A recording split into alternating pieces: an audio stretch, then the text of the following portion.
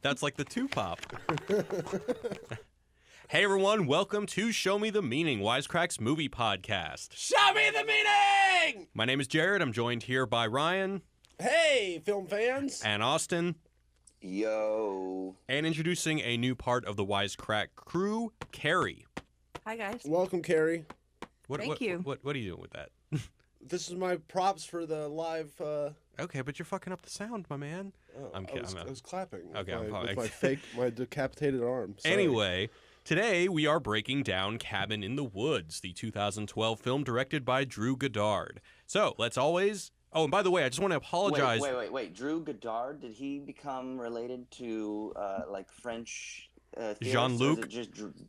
Or is it just Drew Goddard? I don't know. To be honest, it could be Goddard. Maybe that's just my pretentious film school self saying Goddard. Isn't it spelled the same way, though? Is there one less D? I think there's one more D. Okay. Well, he should just go with Goddard. I mean, I'm sure he went with Goddard, and that's how he got hired. Anyway. Like Stephen Colbert. Right, did. Exactly. Yeah. All right, anyway, I want to apologize to everybody. We said that we would be doing Zodiac, but we had our collaborator that we were going to bring on. We had a special guest, and he had to change schedules. So apologies if you watched Zodiac in preparation for this. But we've got a different movie, a really exciting one to talk about, and we will be talking about Zodiac soon. So apologies for the confusion. But, as always, let's go around and get some first impressions about the first time you saw this movie and what it's like revisiting it. Let's start with Ryan. Well, Cabin in the Woods is what I want every movie to be. When I sit down at the movie theater, I want to watch Cabin in the Woods. Amen. Every time. It's funny, it's hilarious, it's scary, I think, genuinely. It's got awesome effects, great filmmaking, awesome, cool characters, super self-aware in a funny way, I think, but I'm sure we'll talk about that. And yeah, I love it. Couldn't love it more. And so how many times have you seen this movie? I mean, I would say probably 10. I saw it a Wow. lot when it came out. You know, I feel like I saw it a bunch when it first came out. But it's been a couple years, but I notice new stuff every time. It's probably my favorite movie of the podcast we've done, too. So I'm excited to talk about it. Yeah. Even more than Wolf of Wall Street? Barely. Okay. All right, Austin, what about you? Yeah, I agree 100% across the board. And I forget sometimes how much I love this movie. And then when we chose this, I got physically excited. And it was weird. I was like, oh my God, I'm actually really excited to watch this movie now. Yeah, I wrote an article for a movie review website about the meta commentary and philosophical themes of this film a few years back. And I just think it's smart, it's sharp, it's funny. Everything Ryan said, I have nothing to add. Like Leonardo DiCaprio says in Catch Me If You Can, I concur. All right, what about you, Keri? I think it's terrible. All right. I'm kidding. I agree with all of you. It's very funny. Hater. Every contrarian. I have a different opinion. No, I was so glad when you picked this movie because I haven't seen it in years and I had forgotten most of it, which is awesome because then it's like watching it for the first time again, like going to Disneyland for the first time twice. So I think it's really funny. I love all the different references they bring into other horror movies, and I love the REO Speedwagon song. Cool. All right, well, guys, I have to keep it real. As much as I would love to agree with you all, I actually hate this movie. Yeah, fuck you. I really detest this movie. And it's not even that it's not boring. You know, this is where I get like extra douchey. Is where like, you know, I think maybe Ryan and I saw it together the first time, or if not, we saw it around the same time. And I would tell people that, yeah, that movie's enjoyable. I had fun watching it, but fuck that movie. It's the most arrogant, smug piece of shit that I've ever seen, and I actually think that it is detrimental to cinema. Oh, and you know, having said that, and I know that, yeah, now all right, this is going to be a good podcast because we disagree. Yeah, I can't wait. It would suck if it was just a big old circle jerk, but it's weird watching. So you know, I had that opinion the first time I saw the movie back in 2012.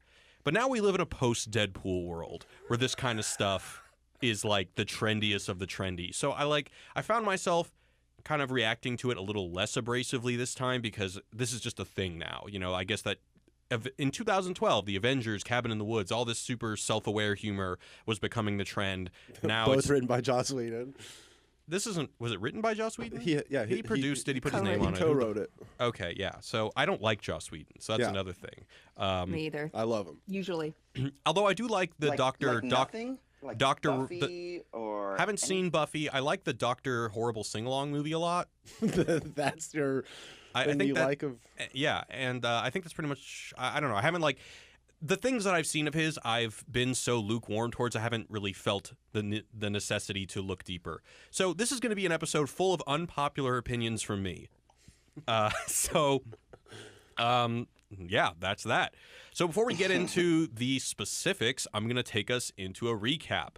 All right. So typical college-age horror film victims Dana, Kurt, Jules, Marty, and Holden are on their way to a weekend getaway at a cabin in the woods. Upon arrival, the crew is confronted with a number of familiar horror movie cliches, including creepy paintings, a two-way mirror, and a cellar full of creepy objects like a squeeze box, a diary, a medallion, and a Hellraiser-esque sphere. Much to the objection of the stoner Marty, Dana reads from the diary, causing zombies to rise from the ground. It's eventually revealed that their trip is being surveilled and manipulated by a high-tech underground corporation. We follow working stiffs Stitterson and Hadley as they try to lure the teens into gruesome deaths in service of a mysterious overlord. A late-night tryst in the woods is interrupted when Jules is murdered by the undead, forcing the rest of the crew to batten down the hatches. Marty is dragged away and presumed dead, while Stitterson and Hadley... Let me take that again. Marty is dragged away and presumed dead, while Stitterson and Hadley funnel the victims' bloods to an unknown destination downstairs. Things escalate at the corporation when the Japan office fails to murder the victims stuck in a J-horror equivalent to the cabin, leaving it all up to the employees of the American office to make sure the, quote, ancients don't rise. Kurt tries to jump past the invisible digital wall, trapping them in the woods, and Holden gets stabbed in the neck while driving, causing Dana and the van to go crashing into the water. Having successfully killed all the students except the optional virgin, aka Dana, everyone at the office celebrates, until they get the memo from high up that Marty is still alive. Marty takes Dana underground where they see all the horror movie monsters that match the cliches in the cellar. Together, Dana and Marty infiltrate the corporation, where they are told that their sacrifice is needed to placate the Ancient Ones, lest they wake up and wreak unimaginable havoc. Armed forces try to hunt down Dana and Marty, so they unleash the horror movie monsters on the entire corporation, killing most of the employees, including Hadley. Dana stabs Stitterson and enters the ritual room, where the director tells them that every culture has their own ritual sacrifice. In order for the American version of the sacrifice to occur, 5 teens that fit the classic American horror film character tropes must be sacrificed: the whore, the athlete, the scholar, the fool, and the optional virgin. The director tells Marty that if he doesn't die, the world will end. Dana's just about to kill Marty when a werewolf bites her, and a zombie girl kills the director. And finally, Dana and Marty share a joint as the Ancient Ones emerge to destroy the Earth. End of movie.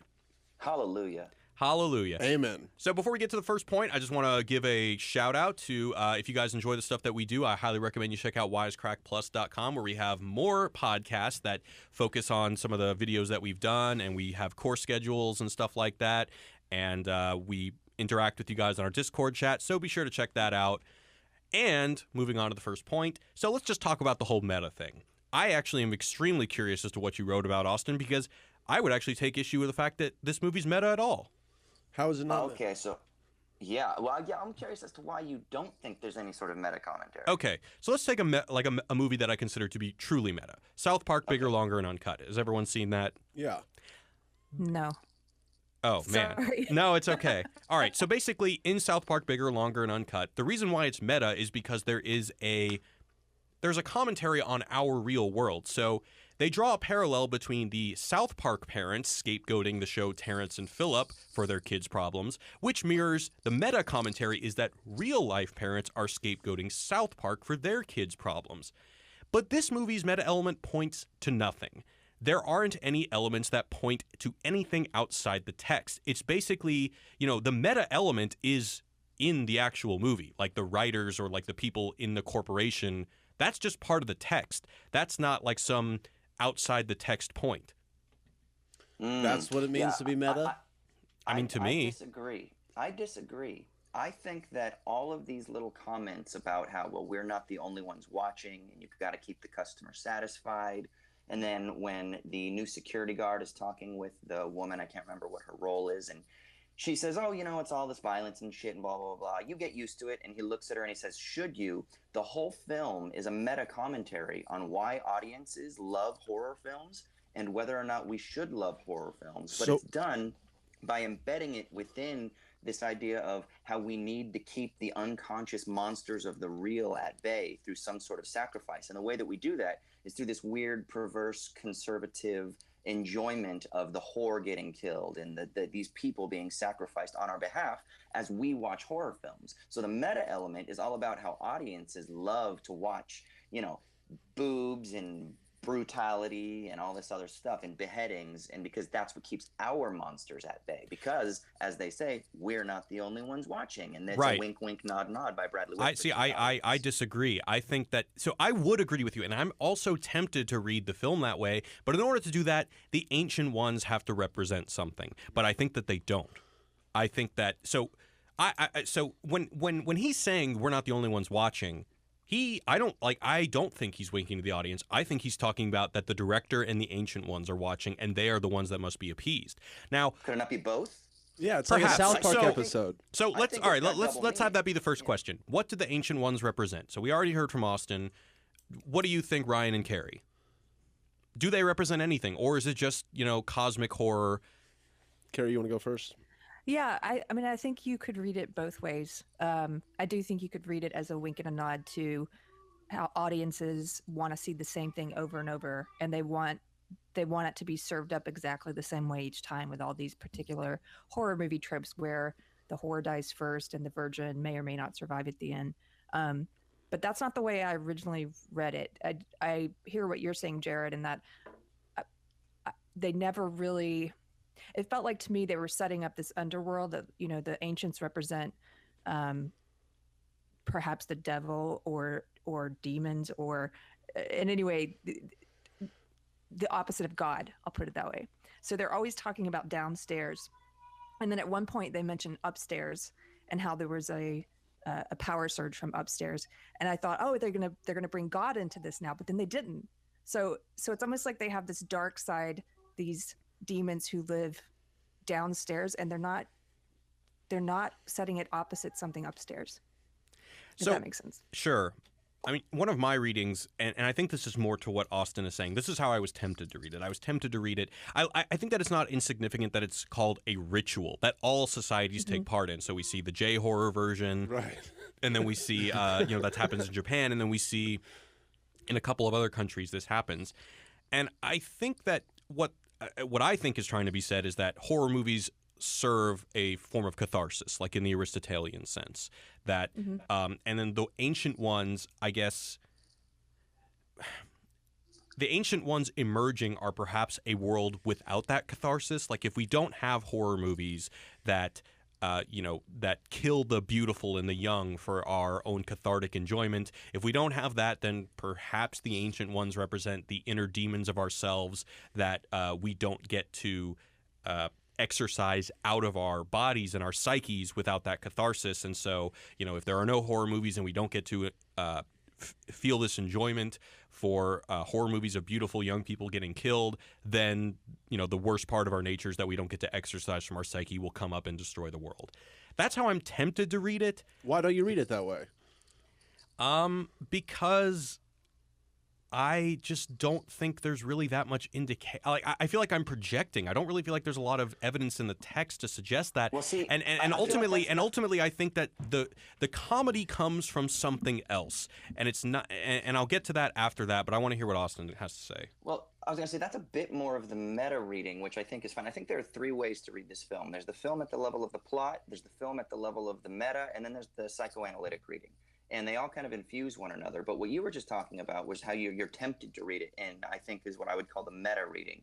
But I would say at the level of plot, we can just simply say that what the gods represent in a very simple sort of, I think in a one-to-one correspondence, is just the idea that human systems have always been driven by this conservative need to sacrifice, right? Blood sacrifice. So you have that painting, for example, in the bedroom that shows the sacrificial lamb, right? Yes. And so this idea of needing a blood sacrifice to appease the gods of our culture in order to make them happy so that we can have some sort of peaceful social life here in the material world is necessary. And so at that level of plot, I think that's quite explicit. So that these gods are basically the gods of the world. Now, it's a very monotheistic reading because not all gods of religion around the world desire that kind of blood sacrifice, but it is very common. So obviously we talked about Rene Girard in our second installment of our Nolan video, who talks about this need for a sacrifice. It's under different conditions for Girard. For him, it has to do with mimetic rivalry, and then you have the scapegoat, and then the scapegoat actually becomes the god. But in this instance, this is more of the sort of like way that we caricature Judeo-Christian sacrifice in monotheism. So we'll just say like the Judeo-Christian Islamic monotheistic understanding of sacrifice, where a blood sacrifice is needed to keep the gods at bay. And the god is a vengeful, bloodthirsty god who needs this. And I think in a very simple sense, that is very apparent at the level of plot. Does that, I mean, do you not see that? Or So, first of all, I'm not saying that I'm right and you're wrong. I'm saying that Right. I'm reading it a different way, and I'm going to point to some evidence that I think at least supports my reading.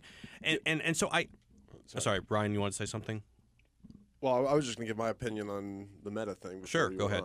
I mean, for me, the most fun reading of the movie is just the plot version, not looking into it. The meta version I don't like, or it's just not as fun as just there are giant gods that live under our earth that are making us make these horror tropes happen. That's hilarious, you know, just in and of itself, in terms of a fun, high concept B movie. Not getting into any of the subtext, I think that's just an awesome movie. And then moving into what I think the subtext means in the meta part, I do think that Austin's pretty much probably what the writers were thinking, that, you know, that we basically are the big evil gods in a sense. It's not really explicit, but I don't think so. Either way, it's not that.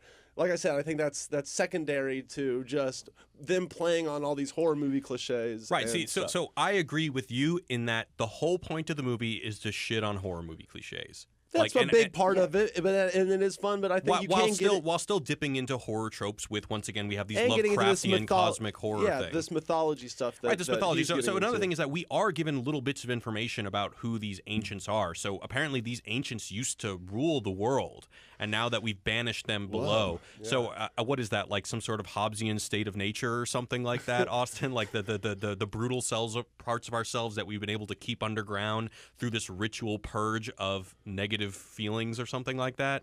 I don't think it's Hobbesian. I think at one level it's that Judeo-Christian idea that the gods will wreak havoc. They used to have control. It's like Neil Gaiman. Have you ever read what is God? Is it American God? Is that the name of the book? That is one of them. I have not read it. Yeah.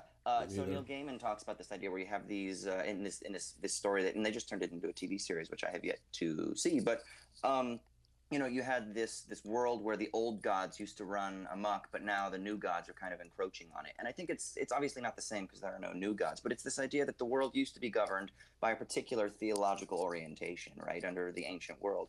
And now it's not that way because humans have developed society, and so the gods, in order to be pacified and allow humans to run their world, you know, you've got Marty who kind of talks about this, right, that society is filling in the cracks and all that shit at the beginning.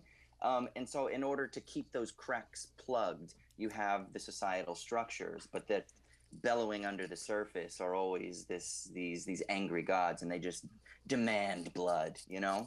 Yeah. Okay, so I think that we can agree that we're more or less on the same page of what it could represent. I'm sorry. Go ahead, Keri.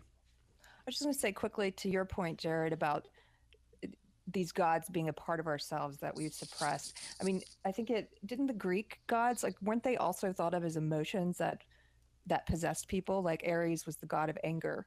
So sort of that you could become possessed by these negative emotions, and it was thought that you were being possessed by that god, that particular god. So I think that's kind of interesting. Mm. So I think there is a psychoanalytic reading that I think fits into that kind of what Keri was just saying about this idea of projection of ourselves covering over the real. So Jacques Lacan has this famous saying where he says, oh God, what is it? It's like hold on, I have it actually written down. He says, the real supports the fantasy protects the real. And his point is that the real is pure excess, right? The real is, he uses the word jouissance, or actually surplus jouissance, which isn't just simple pleasure. It's not just like satisfaction of a need or a want or a lack, but rather it's just pure excessive enjoyment. And if that were able to run unfettered, it would kill us. So what we do is we develop these, language has developed these symbolic systems of law and speech and things like that to cover over it. And so we live through the world of the symbolic order and then the fantasy. And so the fantasy is supported by the real. The real is always there informing the fantasy, but the fantasy always protects us from the really real. So the monsters and things like that, yeah, they're scary, but really they're just fantastic projections of the grossest parts of humanity that protect us from the really real, which would actually destroy us. So the gods, and this is with a psychoanalytic reading, the gods, the ancient ones, are actually the really real that would completely destroy us if we didn't have the fantasy of the monsters that engage in this activity. So the monsters, the werewolves and the zombies. Well, is it the monsters are just horror movie tropes? They're horror movie tropes that are fantasies to protect us from the really real, because the really real will kill us and we can't have that. But we can deal with the monsters because the monsters are just projections of the worst parts about humanity. So really what this film is telling us is that what's horrific isn't monsters as like some sort of other, but rather the monsters as projections of the human. Right.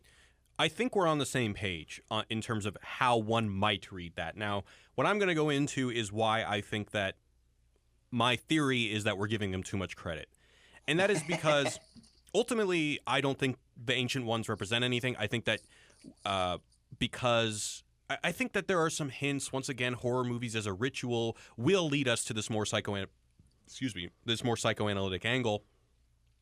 However, the way that the movie builds its comedy and its overall premise really seems to suggest that it's only meta for the sake of disillusioning the audience from horror film tropes. So there's actually a couple clever ways that this is done, and I'll mention one in a second. But first I want to talk about the ones that I think are just that prove to me that what this movie is trying to do more than anyway is smugly just tear down the logic of cinema, specifically horror cinema. So let's take the example for when, after the zombies arise and they realize that they need to batten down the hatches inside, they say, no matter what happens, we need to stay together. And then the operators in the room say, fuck, calm down, they're going to stay together. All right, watch the masters at work. And then this gas comes out, and then Kurt inhales the gas, and he says, this isn't right. And Dana says, what's the matter? And he says, this isn't right. We should split up. We should cover more ground that way.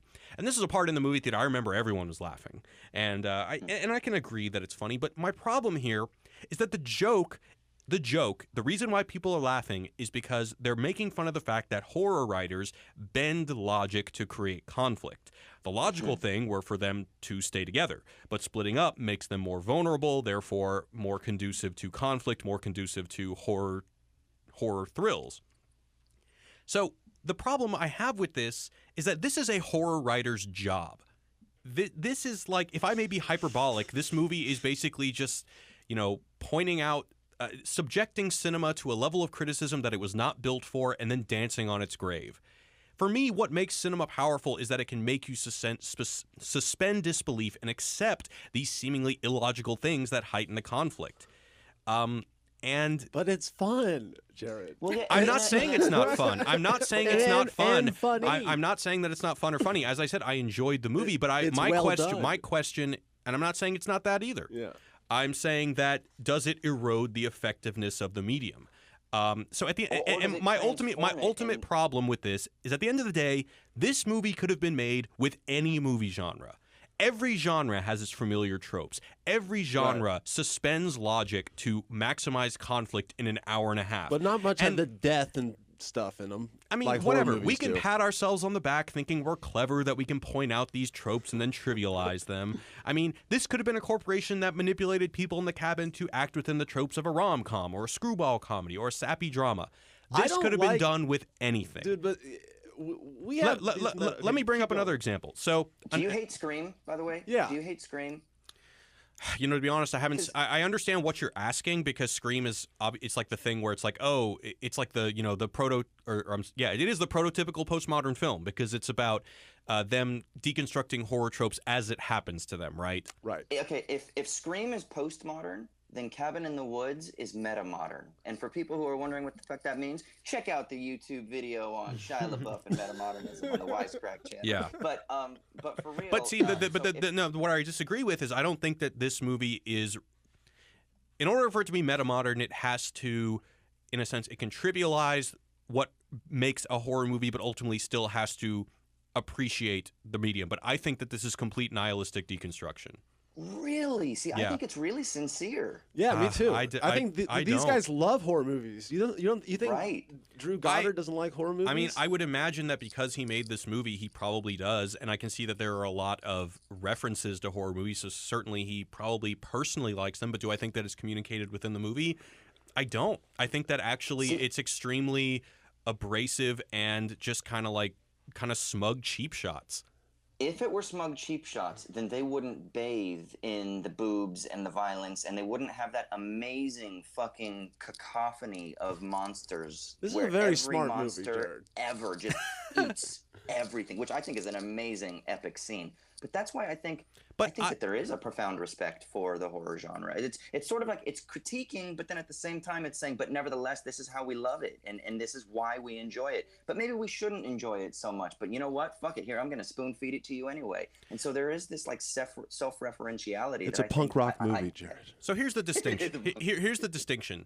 Ryan said earlier that he thought the movie was scary. In order for it to be meta-modern, in my opinion, it would have to give us this critical distance of horror tropes, which we can all agree it does, but it would also have to be scary, and I don't think the movie's scary. I think that it's less scary than I think funny, that once you understand the premise, which happens pretty early on, it's purely comedy. Okay, I'll give you that. I mean, I love it for that. I mean, but it is a little scary. It's less scary than so the difference between me and you, Ryan, is that we both enjoyed the movie, but I'm just. But you hate the movie. That's what I don't get. Well, I hate the movie because hate the movie. I fucking hate this movie. Because, but you enjoyed the shit out of it. What the hell does that mean? I don't know, because it's like. It's like, have you ever gone to a buffet and just eaten too much and then you feel like shit afterwards and you're like, wow, this wasn't good for me, but man, that steak was super tasty. Yeah, but that's how I feel about this movie. Well, yeah, but I love those buffets. But I do too. I mean, I love buffets. I just went to Vegas solely for the buffets. I don't like meta stuff for the sake of being meta either. I has to be very well done, like a Deadpool, like a Cabin in the Woods, for me to really love it. And I love both of those. What's an example of bad meta? I think Judd Apatow and them kind of do some pretty bad meta that's just kind of like lazy. They just kind of turn the camera on and it's just kind of Sausage like Fest? you can tell. Well, no, Sausage I actually Party. love Sausage Party does have some lazy stuff in it. But yeah, so you're getting close. But I also like that movie a lot. But yeah, like they do some kind of, they just are like, haha, we're making a movie and we know it's a movie and you do too. But it's kind of like, yeah, so why would I care if you're making a movie that you don't even care about? Whereas Joss Whedon, I think, knows tropes, knows writing very well, and makes these very original movies around deconstructing stuff, which is his own kind of subgenre. I don't like it in every one of my movies, but I love the shit out of this. And like I say, I think it works as its own high concept B movie, even without the meta stuff. Obviously, it helps if you have seen all these references, but I think it works without it. I think it's an awesome cinematic experience and not a McDonald's Happy Meal like you are trying to make it to be. Keri, what do you think? I enjoyed it. I'm Sure. still grappling with the idea that you can enjoy it and hate it as well. Although I do. What think about my I know what you're buffet talking metaphor? Did that not work? No, that did kind of work. I mean, I enjoy the film. I do think it's more of a comedy than a horror, absolutely. But it seemed to me like and maybe this is what you're saying, he's a bit hypocritical in some ways, in that he's making fun of these tropes and then also exploiting them himself. So it's like it's self-aware of like, we're gonna make fun of what all these other horror movies do, but then we're gonna have to do it also. All right, here's an example. It's not that he's hypocritical necessarily. I think the best way I can describe what I think this movie does is, and I know this is going to be like, look, I don't like talking bad about other YouTubers, and even this channel I'm going to bring up, I don't have any ill will against them, but I'm going to talk about CinemaSins.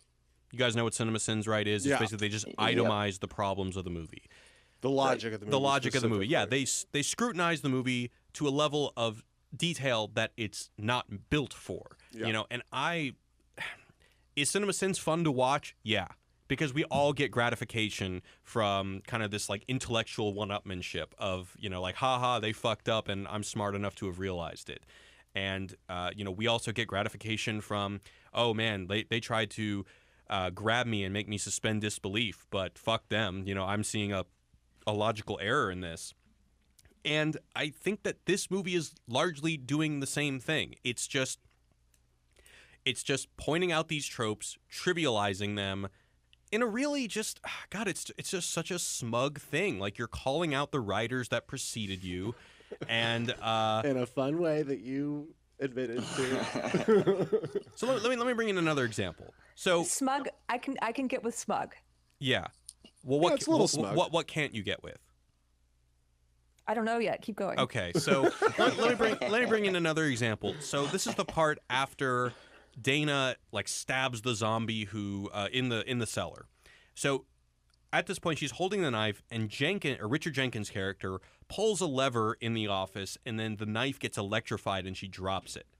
As if to say, and the joke here is that like, oh, okay, well in horror movies they kill things then drop the knife. Why the fuck would they do that? They need it for the next scene.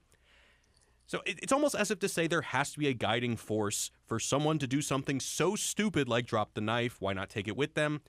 Almost as if you're calling out the writers for showing themselves too much in their bad writing, but I would argue it's not bad writing. These movies scared the shit out of the people in the theaters back in the day. I think it's like you just deconstruct and dance on the grave of the pieces of work of those who preceded you. Basically, all of these directors, all of these filmmakers very effectively created this tradition of cinema, and then here you are just like, you know, just shitting all over it and being what I consider to be extremely opportunistic and quite hollow.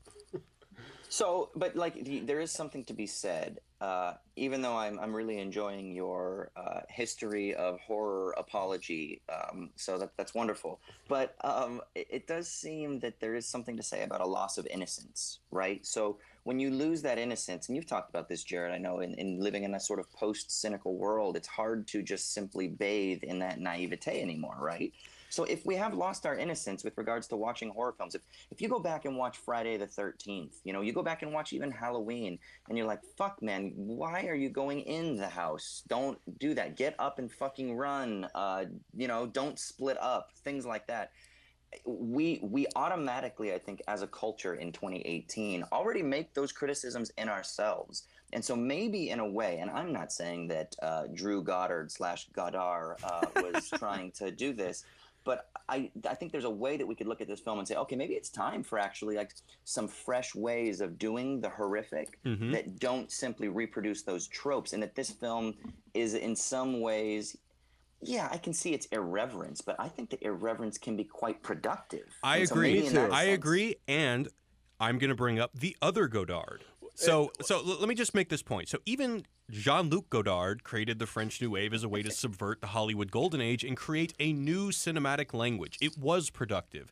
And not only was it productive, it was arguably to compel people to look at their lives critically, and as you've brought up before in this podcast, Austin, perhaps even through a particular political lens. But I would agree, but I would argue that this is not like Jean-Luc Godard. This is complete nihilism. This is trivializing and bringing attention to cinematic technique just to lampoon the idea of suspension of disbelief altogether. And without that, there is no cinema. There may be video entertainment, there may be television, but not cinema. Do you believe though that it's really them making fun of the suspension of disbelief? Like you seem to I think it's a very easy thing to do, and it's a very tempting thing to do because I think it's more about the characters though. It's less like like they're lazy writers because she drops the knife or whatever. It's more like these characters always find themselves in these situations in horror movies because it's a writing device. Yes, I know, but it's like more like they're getting into it like from the character's point of view. They are in this horror movie, but they aren't these. Which character are you talking about? The people in the people in the cabin office? in the woods. Are the people in the office or the people in the cabin? The people in the cabin. Okay. are living a real horror movie, and so that's their reality. And but they're not living. I mean, but it's being manipulated by people who are turning levers, and I know, those that's are hilarious. the writers. And those people are the writers, yeah, and exactly. the rest of the production staff. And Sigourney Weaver's the director. Right. And they you have, mean and they, in and the they meta even, aspect, the meta reading of the movie? it's a symbolic reading. I don't know if I would say it's a meta one. Right, but in the movie, they're just paid staff to work at this. Right, and then facility. you could see that after they think that everyone's dead except Dana, it's like a rap party. Right, and by the way, how did they not know that they were dead? Because didn't they have heartbeat meters and stuff at the beginning? Yeah, that's confusing. That's a little cinema sin point for you. Yeah, that's definitely a loose end. Yeah.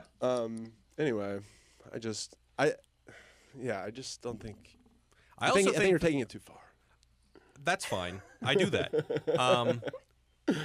I think that, and even to my point about it being an extremely nihilistic film, I mean, just look at the last line of this. Hey, you were right, humanity. It's time to give someone else a chance. I love Giant that part. evil gods. Wish I could have seen them. I know. That would have been a fun weekend, and then the whole world ends. That's when it went from a 10 out of 10 to a 20, 50 out of 10 for me, where I was like, wow, this movie just ends with the whole world being taken over by gods. Thank you. Yeah, I love that. Why doesn't every movie end like that? If we're talking about nihilistic endings, it's all about Takashi Miike's Dead or Alive. That's true. Yeah, that's the one for me. This one I don't give as much stock and faith as that one. How about both and, Jared? Stop putting a wet blanket on our fun here, guys. Look, I mean, someone's got to keep this podcast from being a circle jerk. All right, well, look, I've made my point clear. I want to hear more about why you guys love it, because really, once again, I've definitely watched movies in the last month that I had a lot less fun watching than this one. So, I mean, call me a douchebag, throw a coffee cup at me, but at the end of the day, I just don't think that this is a piece of cinema that's not a very good ally to other cinema. Sure, but not everyone needs to be. Sure, but I mean, I don't have to like the movie either. It's true. Keri, were you about to say something? Yeah, I'm still thinking about it. I was going to say, in some ways, I do think it's nihilistic, because I've been thinking about God a lot lately, and so maybe that's where my head is at. But to go back to the idea that for a second, the kid, who's the kid, that Marty's he's the fool, but he's also the wisest character in the whole group. From the very beginning, he's like, we should get out of this basement. We shouldn't be in the cellar. Don't read the Latin. He's got that good weed. What'd you say? He's got the treated weed. Sorry. Yeah, the only real statement you can come up with is smoke weed every day. Right. Sorry, yes. But so there's this moment where he goes outside before we think he's dead, and he looks up and says something like, "Oh, I thought there would be stars. We are abandoned." And that really made me think of the whole "God is dead" quote. Humanity, the idea of humanity being abandoned, and there is no God left to protect you. And that just kind of sat with me for a while. And so in some ways, I do think it is a nihilistic outlook or allegory or whatever you want to call it, because at the end, like you said, there's nothing that comes and saves these guys. You've got these dark gods who live downstairs who are going to destroy the earth, and humanity has been abandoned. The only problem with that reading is that I think it's based on a misreading of Nietzsche and death of God theology. Nietzsche wasn't a nihilist. He was actually criticizing Christianity for being nihilistic. The problem is that Christians don't like that, and so a lot of times they'll read Nietzsche because he doesn't believe in God, and they say, well, kind of with Dostoevsky's thing, without God, everything is permitted, right? Chaos. There's nothing. There's no meaning. There's no standard of meaning. There's no transcendental signifier, whatever. But really, what Nietzsche was saying with the idea that he doesn't say we are abandoned. But I don't think he's a nihilist either, though. But right. No. But even that idea of being alone isn't an indication of nihilism. It's actually an indication of radical freedom and the affirmation of just the material, like of life, nature, and history. Oh, and so maybe this film could be read in that vein. And that when they say it's time for another, at the end, it's time for something else, so gods do your dirtiest or whatever, that it's actually an affirmation of it's just an affirmation of the lack. It's an affirmation of the negative, which isn't a nihilism, but rather is a sort of creative existentialism. And I'm just spitballing, but maybe. So, yeah, I mean, I wanted to bring this back because I think I'm on the same page as Keri, and I want to go back to something I said earlier, is that when Jenkins pulls the lever and makes the girl drop the knife, it does bring attention to the idea that our narratives are, that our narratives are constructed by a guiding force, like a god. And this movie is all about trivializing the writer, the author, and and showing the hollowness of him, showing that, hey, basically, the god that created this movie isn't very clever. I thought it was about evil gods taking over the world, Jared. Well, it's about that too. I like that. Is that kind of what you were? Is that in the vein of what you were saying, Keri? I think so. Yes. Okay. And to go back to the idea of God being dead, though, I do disagree with you on one thing, Austin, which is that I think what Nietzsche was saying there is that he, in that same speech, he says, we have killed God, and how are we going to console ourselves? And it's almost like, I read it the same way Professor Jordan Peterson reads it, which is, it's almost like he was asking, what are we going to replace God with? What is humanity going to worship instead? And do you view it that way, that passage, or is it? Well, so there's two things to say. One, I think he's very explicit about that, actually. Mm-hmm. Nietzsche is. But two, I think more importantly, he says that God is dead, but we're not living as though God is dead. So that's when the madman is running in the market, right?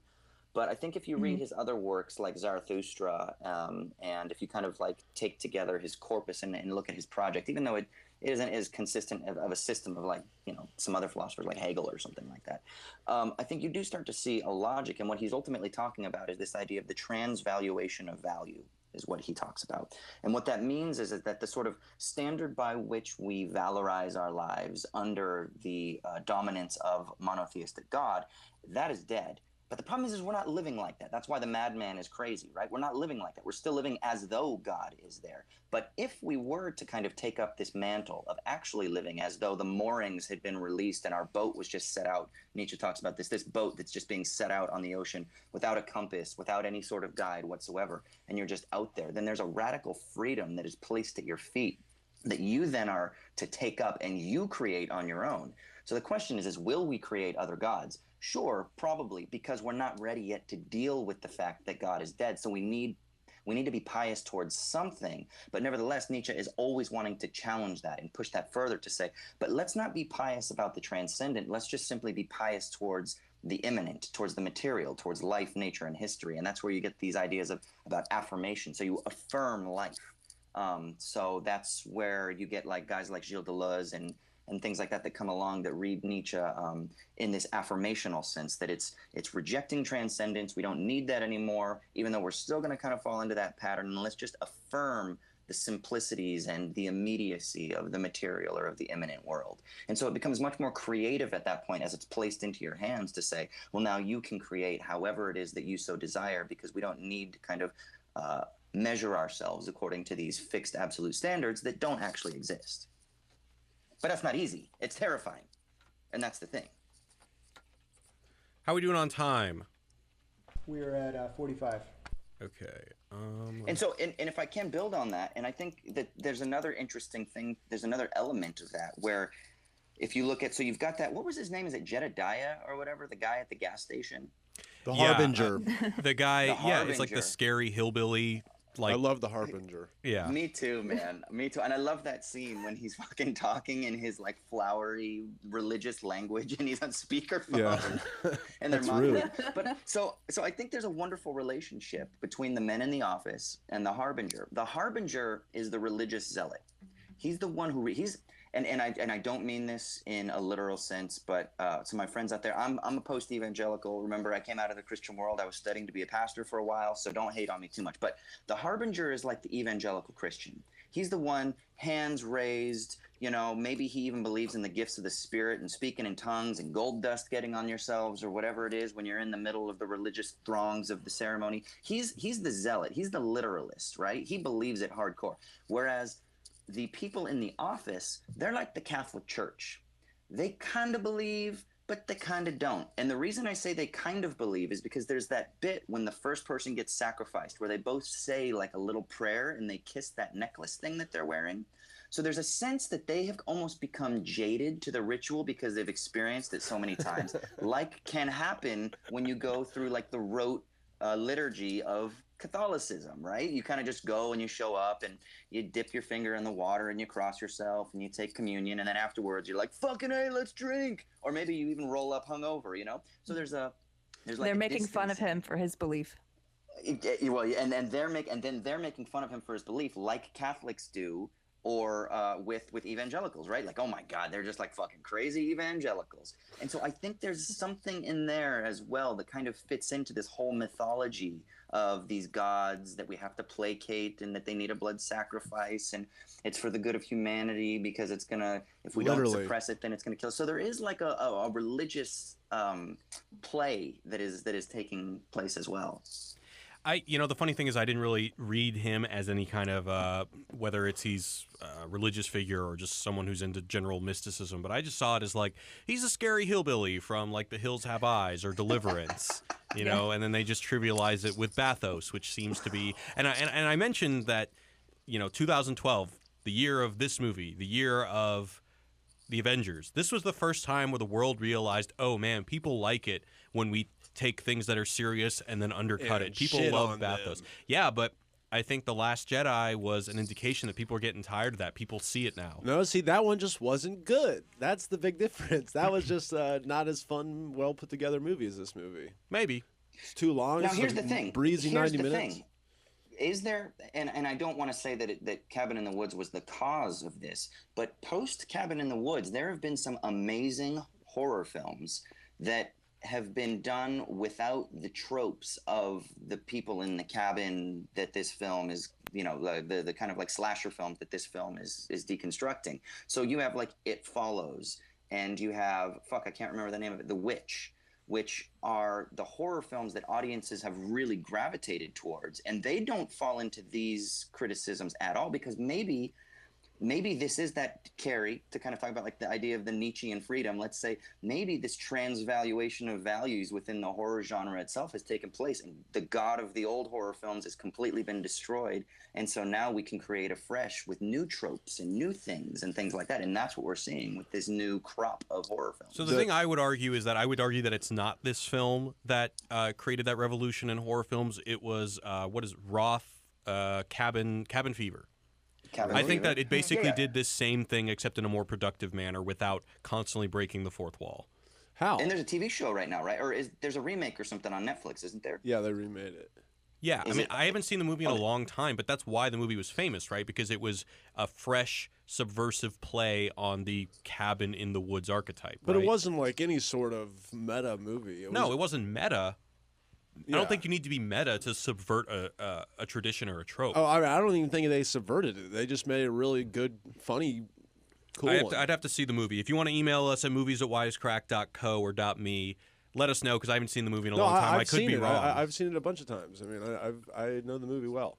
Okay. Yeah, I mean, it's better. It's not that Cabin in the Woods was the cause. It's not a causal agent. Just like I don't think Cabin Fever. I mean, I see what you're saying. You're arguing that the movie disillusioned us for a productive way because now we have new, fresh horror cinema.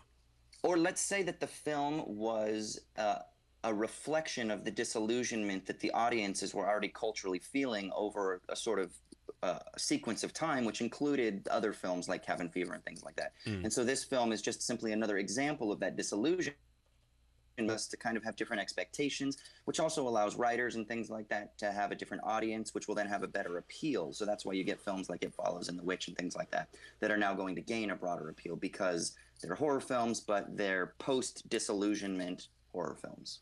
So this is a great way to transition to some of our questions. So we're taking some questions from our Discord chat on Wisecrack Plus. So if you want to know more about Wisecrack Plus, it's our member service. Go to wisecrackplus.com and check it out. There's tons of cool perks, and you can help support us and be part of the team. So this is from Mark. Mark says, what's next for the horror genre? Will Get Out inspire more thoughtful and well-made horror films with unexpected twists, or was it just a one-off? What do you guys think? Dude. I think that the best part about the horror genre is just that it has the most potential, because you can make them very cheaply and they always make a lot of money. Just like Get Out's the perfect example. I think it was $5 million. Yeah. Made a bazillion. I mean, so I don't know. To me, I mean, I watch every horror movie that I can get my hands on every year, and to me, there's always fresh stuff before and after Cabin in the Woods that didn't have to have the slasher tropes and stuff. So I don't know. To me, I'm excited with Jordan Peele's next movies. He's definitely one, and the It Follows guy, Martyrs. Me and Oh, hell yeah. That dude is awesome. Anyway, The Babadook. The Who did the Babadook. Babadook? That's an Australian look film, up the I think, right? Babadook. Yeah, it's a female filmmaker. That movie's so good. Yeah. What do you guys think? Well, I'll just jump in if no one else has an opinion. I think that I'm largely just going to be building off what Ryan said, and that is that I think that the horror genre will always, in today's economic landscape, be the one to continue to push barriers simply because they can afford it. You know, if first of all, studios make very few movies these days, at least that are released theatrically, and then when they do that, they have to adhere to pretty strict formula, because if one of these, $600 million or however much Justice League, whatever, costs like $400 million, if one of these movies tanks, that's bad news for the industry. So they don't really have the ability to experiment like Jason Blum does from Blumhouse. So I think that and Jason Blum also is one of the reasons why Get Out was made. So I think that just keep your eyes on him, and yeah, maybe a lot of it is schlocky. Like what's the new one he's got coming out? There's a billboard right near our office of a new Jason Blum movie coming out. Some of it might seem schlocky, but I'm always excited to see it because he at least has the opportunity to push the envelope. Yeah, I mean, I think from a conceptual level, philosophically, we're always going to make horror films, because I think what is being displayed in horror films is that what is truly horrific is ourselves. It's just projections of ourselves and our fears and things like that. So it isn't really monsters and ghouls that we're afraid of, but really what we're afraid of is the capacity for the human to be monstrous, because that's really what is monstrous, is it's ourselves. And so I think horror films will always be made.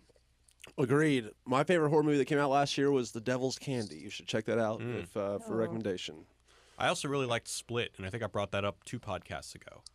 Oh, I like that too. And I did like the ones that Austin mentioned, The Witch in particular. I haven't seen that one yet. I wasn't as hot on The Witch. Oh, dude. You weren't as hot on The Witch. I mean, I like the scary goat and everything, but I don't know. It was pretty slow, boring for me. But to each his own. Yeah. All right, so this this next question is from Melanie. I'm afraid I may have disappointed Melanie. Melanie says, I love Cabin in the Woods, probably one of the most intelligent horror movies out there. Or maybe I'm just a huge Bradley Whitford fan. Either way, I think its genius comes from breaking down traditional horror tropes and exploring both the absurdity and almost mythology that surrounds the genre. But my question is, could it also be seen as an indictment of reality television? With the middle-aged white guys pulling all the strings in the background and the almost voyeuristic schadenfreude enjoyment as they watch the horror unfold, I think it's easy to draw a parallel. What do you guys think about that?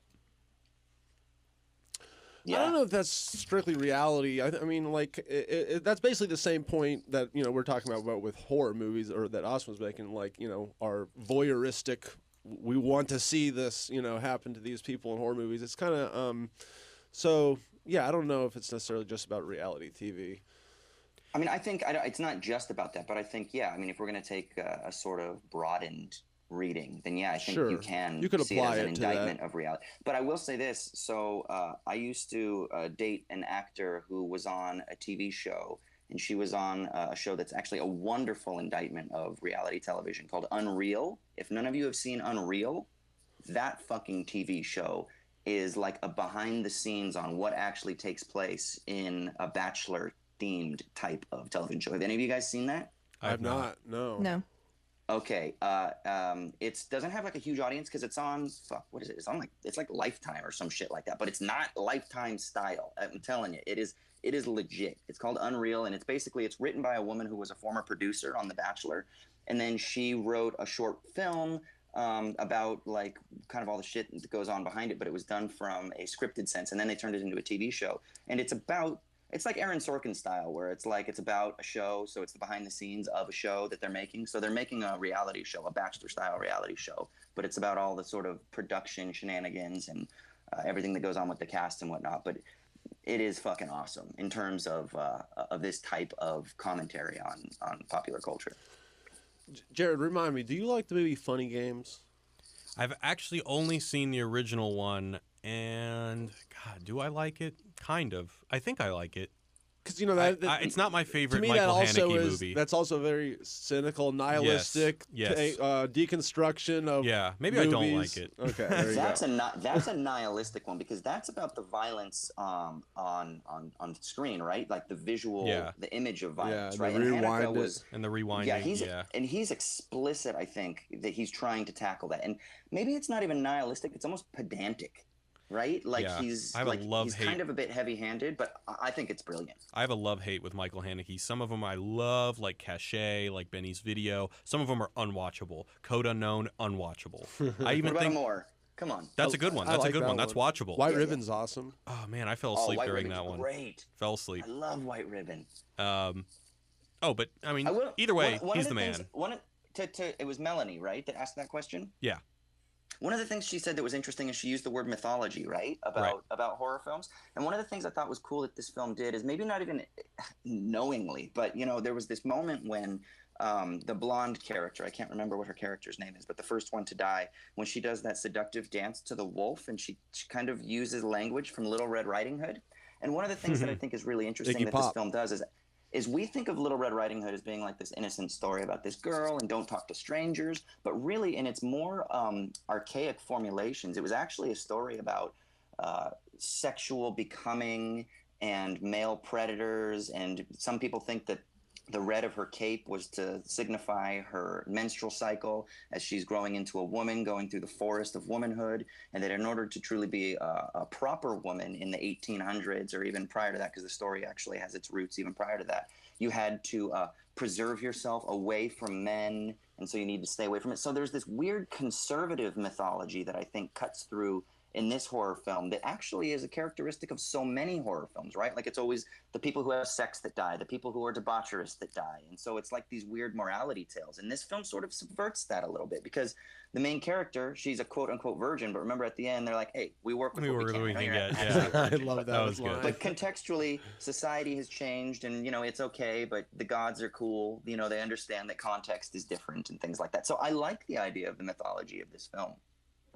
I got another question from Pilgrim, and I like this one. It's a nice meta question. He said, I always wondered why the other countries in the movie never seem to step up their game over the years. America and Japan having a flawless record,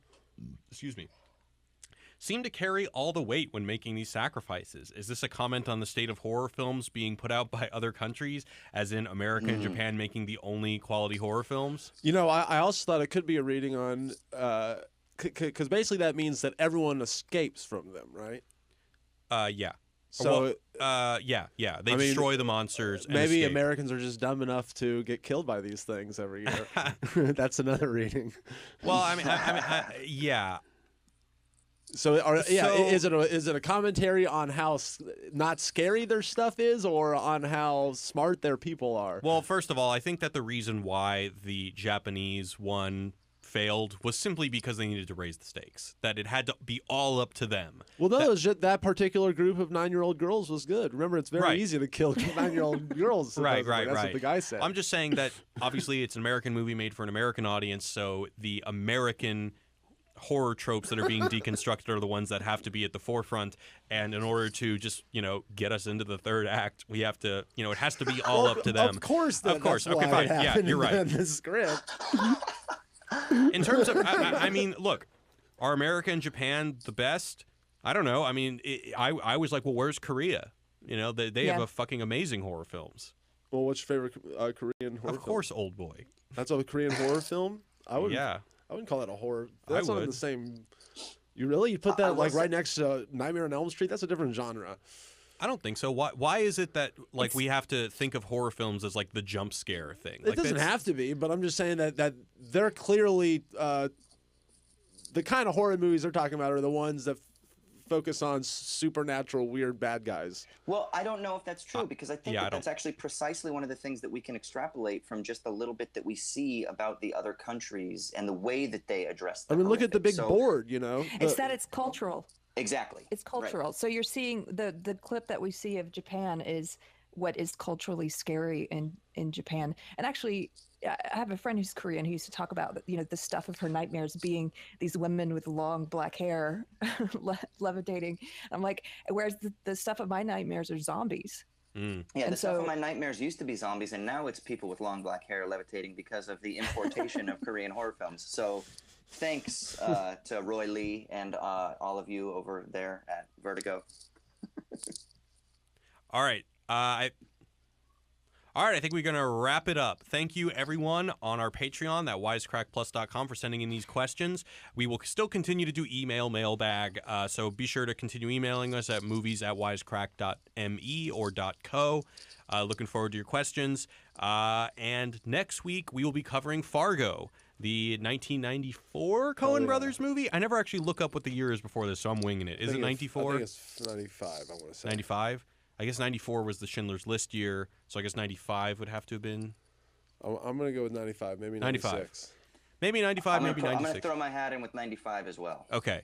The perhaps 1995 film Fargo, we're going to be doing that next week, so be sure to watch that. And then once we reschedule with our collaborator, we will do Zodiac eventually, so don't worry about that. I want to thank Keri for joining us. It was fun having you on, Keri. It was so much fun. It was enjoyable, and I hated it. Awesome. Fargo, 1996, imdb.com. Oh, 1996. Well, we all fucked up. I got it. That was my second guess. All right. Well, why don't we just guess every year in the 90s? I had two. All right.